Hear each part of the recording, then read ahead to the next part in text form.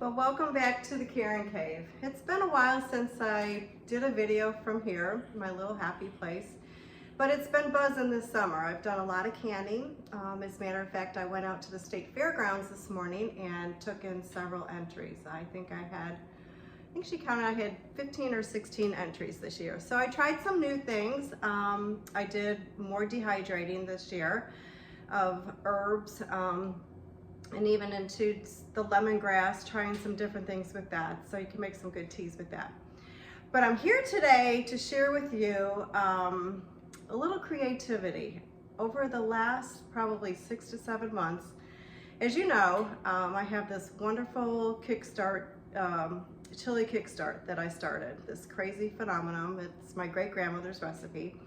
But I decided today that I was going to try and be as creative as my customers are. It is crazy what they're doing with this stuff. I knew this chili from growing up as we would just can it. 53 pounds of Roma tomatoes is what we started with. And over 2 days, we would have 20 quarts. We'd put those up on the shelf. And during those cold winters up in Chicago, I can remember my mom grabbing a jar and we had chili for dinner. So it was so simple that we had that all canned and everything. But this chili kickstart that I started, and now I have it in the Lowe's food stores. I've got it in a number of markets all over from Western North Carolina to the coast. So take a look at KarenKave.com to see where I'm at. I'm not gonna spend time on that. But what has really made me super happy is the way the people are really embracing the chili sauce. They are coming up with the craziest ideas. And they're using it in so many different ways. So I've had jambalaya, I've had Brunswick stew, and if you don't know what Brunswick stew is, I'm gonna put that out on my website, the recipe. That is a phenomenal recipe. My son came up with it. He said, yeah, I just used a jar of your chili. And I said, what in the world? And he said, well, all the vegetables that are in your jar are part of the recipe for making Brunswick stew, so it makes sense. I had another customer down in Pine Knoll Shores, North Carolina, a longtime friend, and she used it for cabbage soup. So she said it just took it up a notch. She says it tasted phenomenal. Again, all the vegetables that are in the jar were in the recipe, so she added to that. So I have jambalaya, Brunswick stew, cabbage soup. I've got it used as a marinade. People are putting it over their eggs. I had a gentleman at the market down at Cedar Point. We're not selling today because the coast is just getting flooded down there today. Terrible storms and everything. So he came back to me the next week after he bought the chili sauce, and he said, oh my gosh, you're never gonna believe what I did with it. I need another jar. It was so good. And I said, what did you do? And he said, I put it over my steak fries. I shaved some ribeye meat that was nice and cooked and put it over those steak fries. And then I loaded it up with some cheese, and then I put your sauce on top of it. So I think I've got that picture out on my website as well. So anyhow, I thought, I've got to come up with some creative idea myself. This is ridiculous that I'm just using it as a chili, just like I did growing up. So I want to show you what I'm doing today. I got this little idea in my head, and I thought, well, I'm just gonna give it a try and see how it turns out. Well, my recipe obviously is starting with the famous chili kickstart. And if you're not in North Carolina, I want to encourage you to go out to my website. A lot of the places, if you look under my retail news, it has all the places that the chili kickstart is. Many of the vendors and many of the places where the chili start is at, the stores, they will ship it to you. So just get online and ship it. And I am with 2 CSAs, community supported agriculture. So those people deliver to your door here in North Carolina. So those are the people that are supporting our farmers. So thumbs up to them. Anyhow, let's get back to my crazy idea. So I started with my chili kickstart. I'm trying to think of something creative, and how can I outdo all these customers that have all those wonderful recipes. So I've started with this. This is my little skillet, and I've got pizza dough on this. I'm gonna make a pizza. I'm going to make a chili pizza. So anyhow, I want you to follow along with me. I've got all the ingredients here. You can see I've got some cheese, and it's just basically the chili recipe. I've got my meat, and what do I tell my customers? All you gotta do is add your meat and your beans and make it nice and warm and just serve it. So this is what I'm gonna do. I'm just adding that pizza dough. So I've got my meat, I've got my beans here, I've got my cheese as my topping, and I'll get some sour cream later, but I'm gonna take it up a notch and add some jalapenos. So follow along with me, okay? Here we go. Okay, before we get started actually doing the pizza, I am going to go ahead and I'm gonna open up the chambers door here, and I'm going to set my dial at about 200 and took my oven and give it some gas here, and then we're gonna go ahead and light the pilot light. Can you see it? Gotta love the way you can actually make a pizza in an old-fashioned oven like this. So we're gonna close that door up, let it heat up. We're gonna turn it up to 350 degrees here. And put the gas right there. And now let's make our pizza. Okay, now that we've got the stove warming up, we're gonna go ahead and take our pizza dough like this, and we're gonna make it into a chili bowl. Well, we're gonna make it into a chili pizza. So we're gonna start, obviously, just how you start with a pizza.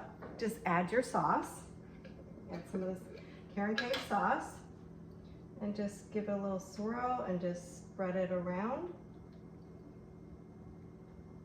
Just like I'm doing, just like you would make a pizza. So, you know, a lot of people, they don't like a lot of sauce. Some like extra sauce. So give it your best shot on what you like and what you don't like. And I like a little bit extra so it's not so dry. And push it out to the corners, spread it nice and even. Maybe let's make it just a little bit thicker. So, yeah. Put this over here. And so next we're gonna go ahead and just add our meat. This is just some ground meat. You can use ground turkey, you can use venison, and if you wanna keep it vegan, don't put your meat on it. You can substitute something else. So I'm gonna go ahead and top it off with some meat. Now I like my chili, lots of meat.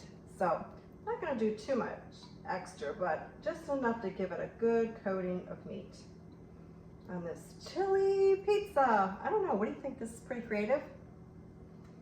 Some people say I'm creative.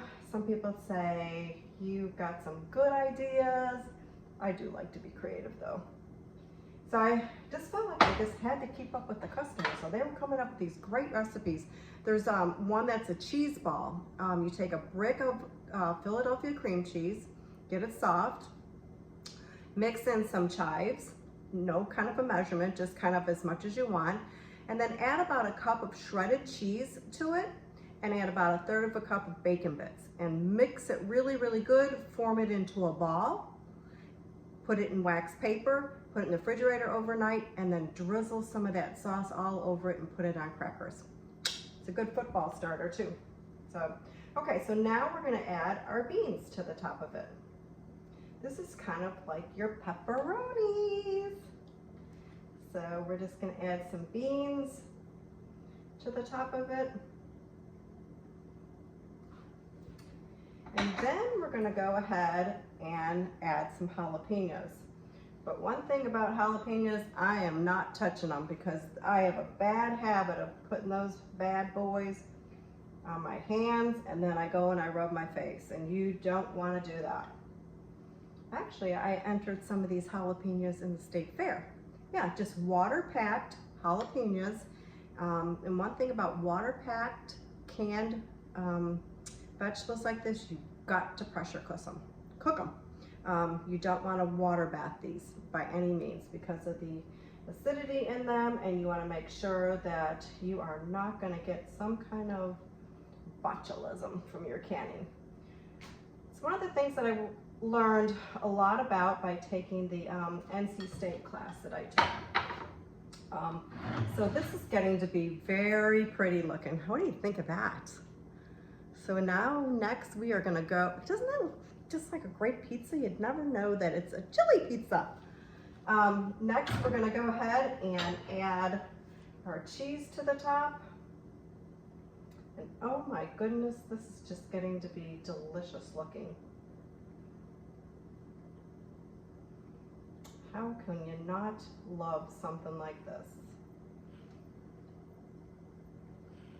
What I'm mostly excited about is that I'm cooking it right in this chamber stove. I wonder what my grandma would think of that. But anyhow, this chamber stove cooks so amazing with the gas heat, and it cooks nice and even. So, okay, so I think I've got enough cheese and everything else on it. I'm not gonna add anything else because my spices are already in my chili sauce, so I've got all of that. But you are welcome to take this creative creation, my chili pizza, and do whatever you want as far as your toppings are concerned. You could add mushrooms, you could add anchovies, whatever you want. But I think we are ready. What do you think? Yep. To go ahead, and we're gonna put this down in the chamber stove and get it cooking. So we'll be back.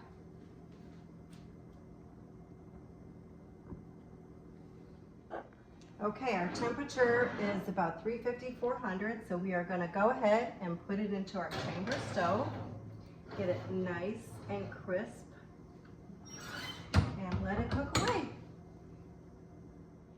Okay, I think our pizza, our chili pizza, is about ready to take out of the old chambers.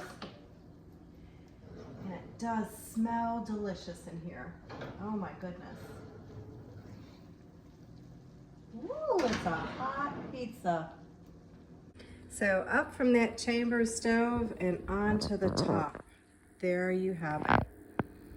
My creative chili pizza.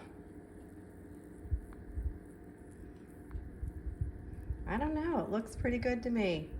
Let's let it cool here for about 5 to 10 minutes, and I'm gonna take it out and we're gonna slice it up. So stand by. Okay, let's give it a slice, just like we do with a regular pizza. I don't know, this creativity might be a winner. We'll have to see. I'm gonna slice it up and we're gonna give it a taste. Taste all of its own.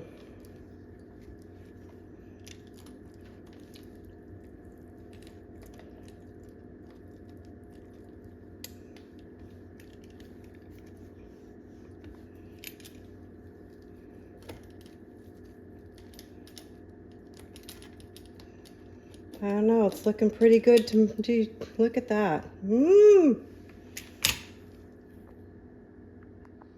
Well, now that we've got it all out and it's all sliced and everything, it even looks more delicious. Oh, the crust came out nice and crisp on that griddle in that oven.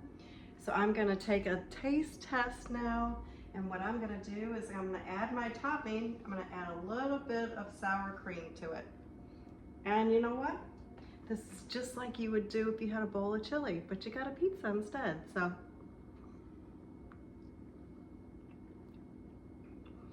Of course it's good.